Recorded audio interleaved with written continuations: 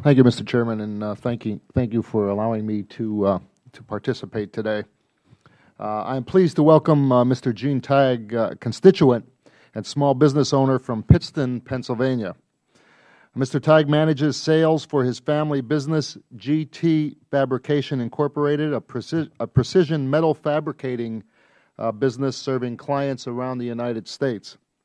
His family has run the company for over 2 decades, and I am proud to say they have a reputation for reliability, precision, quality, and competitiveness throughout the entire industry. Despite strong competition from abroad, this American-owned and operated business continues to serve our citizens despite the tough economic climate and the devastating flooding that ravaged Pennsylvania and the Northeast. I am glad Mr. Tighe accepted the committee's invitation to hear what his family and company went through in order to reopen after the flooding. His testimony will contribute to the debate over the role of the federal government in providing disaster relief to our nation's citizens when they are most vulnerable. Thank you, Mr. Tighe. Thank you. Mr. Chairman, Ranking Member Schrader, thank you for inviting me here today to tell my story about the flood caused by Tropical Storm Lee. My name is Gino Tighe. I manage sales for a family business, GT Fabrication Incorporated, a precision metal fabricating and powder coating business. My parents, Gene and Debbie Tighe, started the company more than 20 years ago. My sister Tracy and I have joined the family operation.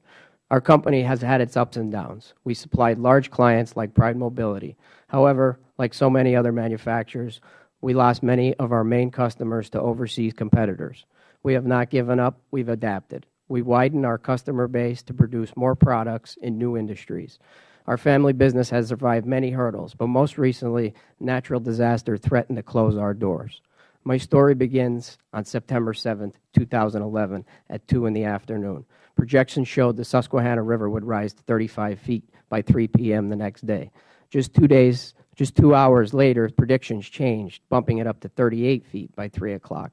My family and our employees immediately knew our company would face heavy damages because our building is located 100 yards away from the Susquehanna River in Pittston, Pennsylvania.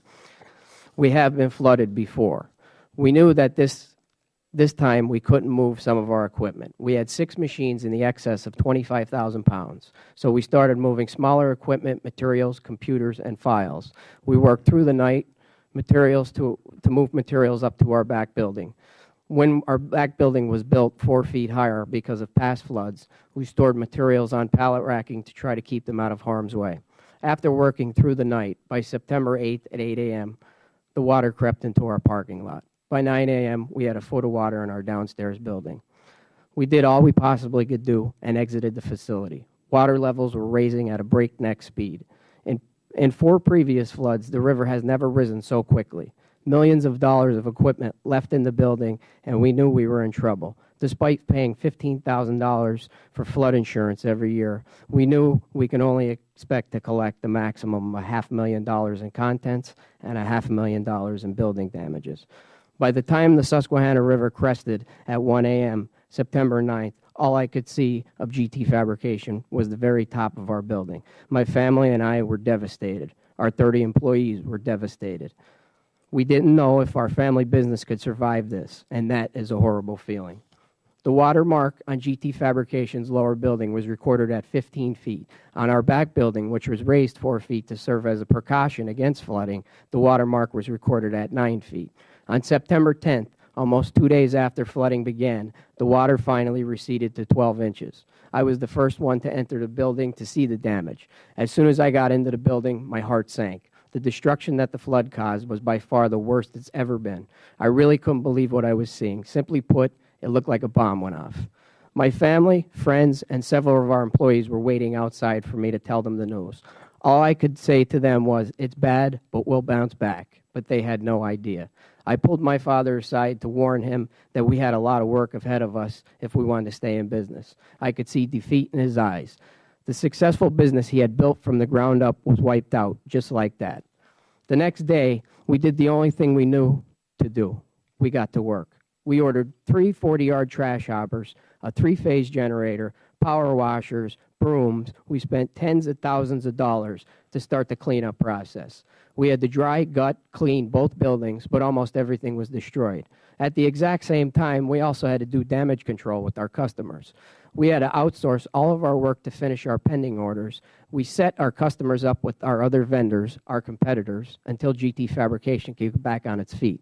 Additionally, I knew that we desperately needed financial help because we weren't doing any business and we were draining the company's funds on cleanup effort.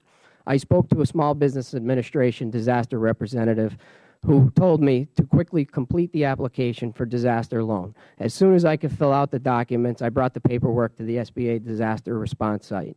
The SBA staff looked it over and told me I was missing a few documents. I immediately brought the missing documents back down to the disaster site. The SBA official even complimented me on my thorough completion of the application. We had to throw almost $1 million worth of supplies and demolish the inside lobby and office.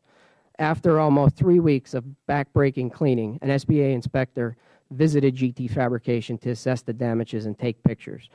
A few days after the inspector's visit, we received an SBA disaster assistance packet, which stated they wanted us to provide monthly sales figures for the past 3 years. Additionally, SBA noted that they again needed tax form 8821. More than a month after filling our original application out, we received an SBA loan request to complete tax form 8821 for the third time. This time, we included a letter stating we had completed this document twice previously. When you're in disaster mode, working 15 hours a day, 7 days a week to save your family business, you don't have time to fill out all this paperwork, especially after many of our records were destroyed by 15 feet of water during the flood. Regardless, we provided the SBA with information that they needed as quickly as possible. It actually seemed as though the SBA was trying to purposefully discourage us from applying for an SBA loan. We had to find something else in the meantime. GT Fabrication was fully not back to business, and we had not yet received an SBA loan. The company bank account was running dry. Then Pennsylvania State Senator Udechak called us to tell us about the Luzerne County Flood Recovery Loan Program. This is a $4 million low-interest loan program that had a borrowing limit of $100,000. Program applies at 1% interest rate with no borrower's fee. This quick, easy loan saved GT Fabrication by providing us an infusion of cash that we so desperately needed. Today, GT Fabrication is back in business, though we are only operating at 70%. I have been able to get almost 2/3 of my employees back to work. We look forward to getting back to 100% and growing our business so we can do our part in turning around our local, state, and national economy. It is my belief that this small businesses like ours that will add jobs to the U.S. economy. But I am disappointed that the federal government has not provided more effective assistance to small businesses at this time of greatest need. Our experiences was marked by bureaucratic red tape and ineffective disaster loan program. The city of Pittston has been very helpful retaining consultants to help us relocate to a larger facility and a safe distance from the river. And Luzerne County provided us the loan that saved our business. But sadly, the federal government, in my view, failed. I hope that my story could shed some light on the problems that other small businesses face. I want to thank the members of this committee, particularly Congressman Barletta, for working to improve the effectiveness of the SBA loan programs. Thank you again for the opportunity to be here today, and I will be happy to answer any questions.